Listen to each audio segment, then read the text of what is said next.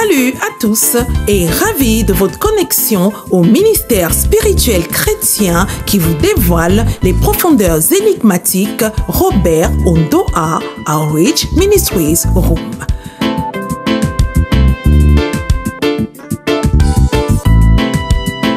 Faites du Room votre partenaire ministériel didactique favori et jouissez d'une croissance manifeste à tous égards. À vos marques et top départ en compagnie des prédications exceptionnelles de Bishop Dr. Robert Ondoa.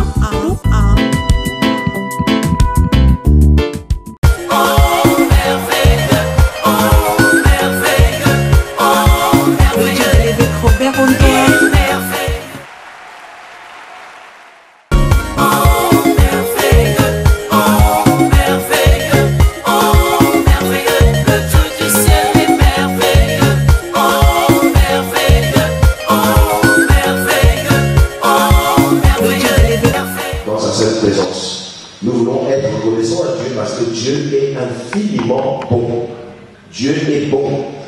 La bonté de Dieu, nous ne pouvons même pas la décrire. Elle surpasse toute intelligence. Elle surpasse ce que les hommes peuvent penser, ce que les hommes peuvent dire. Nous ne pouvons pas tout le dire. Nous ne pouvons pas dire tout ce que Dieu fait. Parce que Dieu fait des choses dans les domaines visibles. Il fait des choses dans les domaines invisibles. Parfois, nous sommes tellement contenus par ce que nous n'avons pas, que nous oublions exactement de voir ce que nous avons déjà. Dieu nous a donné la vie. Qui de nous peut exactement dire qu'il a le mérite d'être là aujourd'hui? Qui de nous peut dire qu'il a acheté le fait d'être là aujourd'hui? C'est sa grâce qui nous donne la vie. C'est sa grâce qui nous donne le mouvement. C'est sa grâce qui nous donne le droit d'être. En une seule seconde, je peux penser à combien de personnes sont parties aujourd'hui. Ils sont nombreux qui étaient avec nous, qui se sont réveillés avec nous, qui juste n'ont pas piqué le Christ. On dit, je m'en vais me coucher, je me relève et ils ne se sont pas relevés. Mais nous sommes là, c'est parce que Dieu le veut. Nous ne sommes pas là parce que nous avons fait quelque chose de spécial, ou bien parce que nous l'avons même demandé. Ta vie, ou ce que Dieu fait pour toi, va au-delà de tes prières. Parce que si ta prière commandait ta vie, rappelle-toi du jour où tu n'as pas prié, je crois que tu ne serais plus là. Si tu es là, c'est parce que Dieu le veut. C'est parce que Dieu a choisi d'être toujours, de compter sur toi pour ses plans. C'est parce que Dieu n'a pas fini avec toi. C'est parce que Dieu n'a pas terminé. Tu es dans le plan de Dieu. Tu es dans le but de Dieu sur cette terre. Tu es dans le but de Dieu dans l'environnement dans lequel tu te trouves, dans ton lieu de service, dans ta maison, dans ta famille, dans ton quartier, dans ton environnement. Tu es dans les buts et dans les plans de Dieu. Et si tu comprends exactement quelle est la volonté de Dieu, quel est ce Dieu que tu sers, tu exactement couriras et tu vas couler vers cette relation profonde avec ton Dieu. Hier, nous avons lu Ésaïe chapitre 2 que dans la suite des temps, il arrivera que la montagne de la maison de l'Éternel sera élevée au-dessus de toutes les montagnes. Nous, chrétiens, nous sommes appelés à vivre dans le standard de Dieu. Alléluia. Nous ne sommes pas appelés à vivre dans le standard exactement que des chrétiens. Nous sommes appelés à exercer dans une dimension plus élevée. Là où exactement les autres voient que les choses sont extraordinaires, ceci va être notre vie de tous les jours. Le miracle va être notre vie de tous les jours. Les choses extraordinaires doivent être notre vie de tous les jours. Là où les sorciers sont limités, c'est là où nous commençons. Là où les marabouts sont limités, c'est là où nous commençons. Pour leur montrer exactement que la sorcellerie, elle est en dessous de Dieu. Pour leur montrer que la magie, elle est en dessous de Dieu. Nous sommes au-dessus, notre montagne est placée au-dessus de toutes les autres montagnes. Il y a des montagnes qui sont élevées. Il y a des gens qui dressent des hôtels. Mais notre hôtel, l'hôtel de Dieu que nous dressons, doit être largement au-dessus de tous les autres hôtels. La semaine dernière, j'ai prêché un message outre-Atlantique et je leur ai dit, les chrétiens, j'ai fait un constat. Les chrétiens, pour moi, sont des personnes qui vivent exactement en dessous de ce qu'ils devraient vivre. Je ne parle pas d'argent, je ne parle pas de pouvoir, je parle exactement de la vie et la vie dans le vrai sens. La vie dans l'exercice exactement de nos droits et de nos privilèges en tant qu'enfants de Dieu. Les chrétiens vivent bien en dessous. Dans le domaine spirituel, j'ai essayé de regarder dans les domaines spirituels, les chrétiens, ils sont très faibles. Ils sont plus faibles que tous ceux qui font partie du monde spirituel. Quand je parle des chrétiens et du monde spirituel, je parle exactement de tous les spiritistes. Et puis je viens parler du chrétien. Le chrétien devrait être mystique devant les groupes mystiques. Mais le chrétien, quand tu vois un mystique, il fuit. Le chrétien, quand tu vois un sorcier, il fuit. Le chrétien, il attend que son oncle, c'est celui qui bouffe les gens. Le chrétien commence à fuir. Le chrétien doit s'élever et exercer son pouvoir. Le chrétien doit retourner à la place du pouvoir. Quand tu vas voir, les chrétiens aujourd'hui, nous exerçons très peu notre pouvoir parce que nous ne sommes pas arrivés au niveau exactement de faire ce que les autres font pour atteindre le degré de pouvoir qu'ils ont. Tu ne peux pas atteindre une certaine dimension si tu n'es pas prêt à faire certains sacrifices. Et voilà où exactement nous butons. Quand on commence à parler par le chrétien de chanter, par le chrétien de prier, il va le faire. Mais par le chrétien de sacrifier, en ce moment-là, ça devient difficile. Quand tu vas dire à un chrétien, nous allons prier, il va te dire d'accord. Mais quand tu vas dire, on va jeûner 3 jours pour prier, il va te dire, ah, j'ai mal au dos. J'ai mal au ventre. Moi-même, je suis sous médicaments. Mais comment tu veux que ta vie devienne puissante si tu n'es pas prêt de sacrifier? Dieu a voulu gagner le monde. Dieu a gagné le monde en faisant quoi? Un sacrifice. Il a sacrifié ce qu'il avait de plus cher. Tu sais, quand le niveau du sacrifice, c'est un niveau où tu arrives, tu te dis, je n'ai plus d'option. Si je ne fais pas ça, je n'arriverai pas là où je dois arriver. Là où tu n'as plus d'option, ta seule option reste Dieu. Ta dernière chance reste Dieu. Ta dernière pensée reste Dieu. Ta dernière balle du shérif, comme on dit, ça reste Dieu. En ce moment-là, tu la prière, tu ne vas pas aller prier, tu vas aller prier. Quand on va te dire, va jeûner, tu vas aller jeûner, parce que tu sauras pourquoi tu vas. Quand tu comprends le sacrifice, surtout le sacrifice, tu comprendras le sacrifice quand tu comprendras ce que tu veux. Quand tu comprends ce que tu veux, le sacrifice, ça ne coûte plus rien. Parce que ce que tu veux devient plus important que ce que tu vas sacrifier. Il y a un jeune homme qui m'a raconté une histoire qui m'a touché.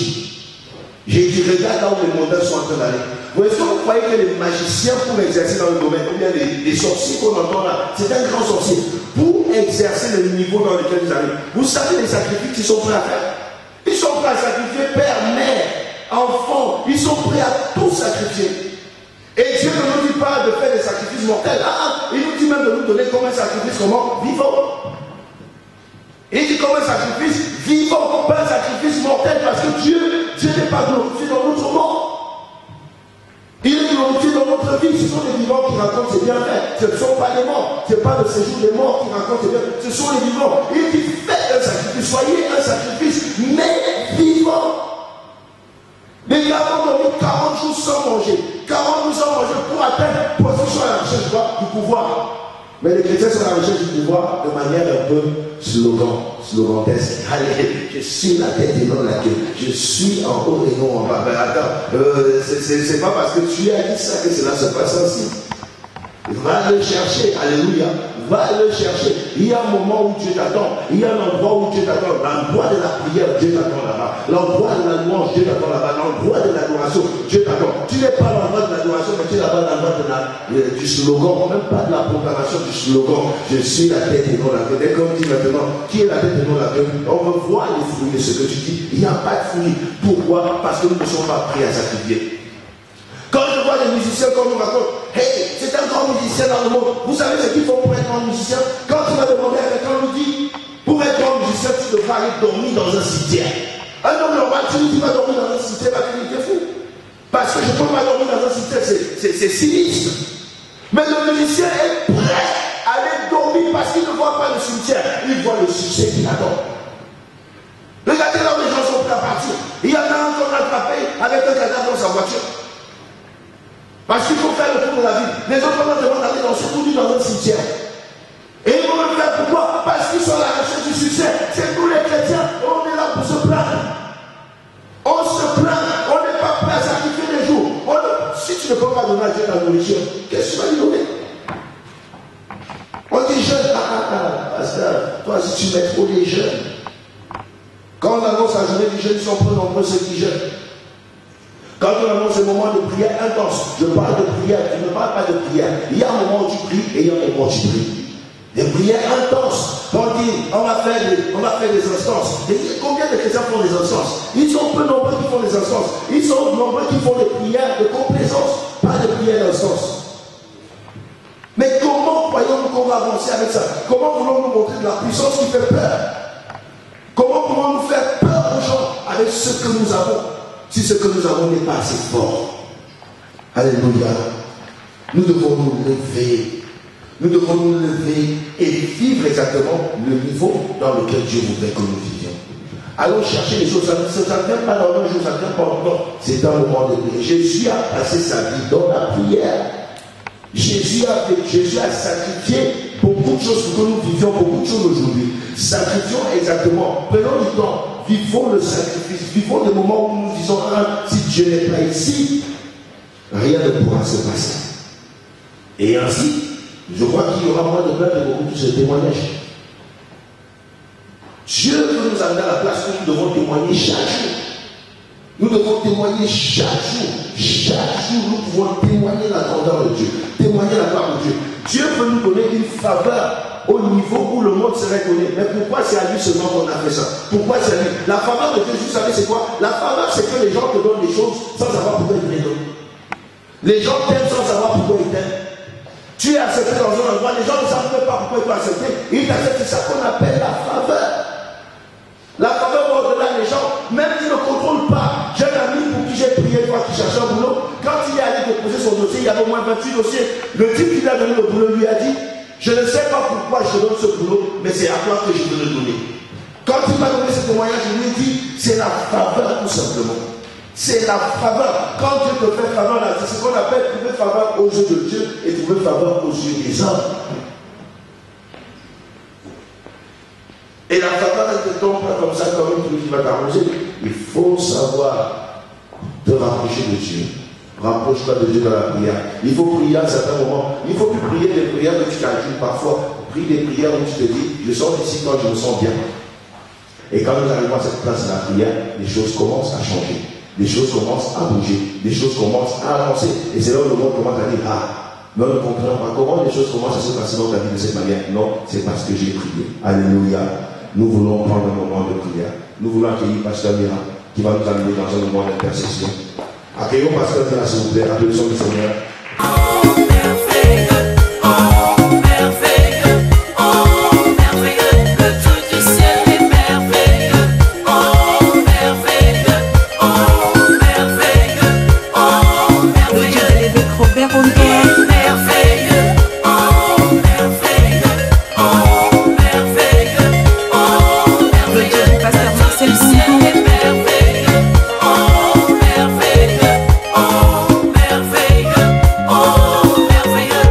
Allez, mon le merveilleux.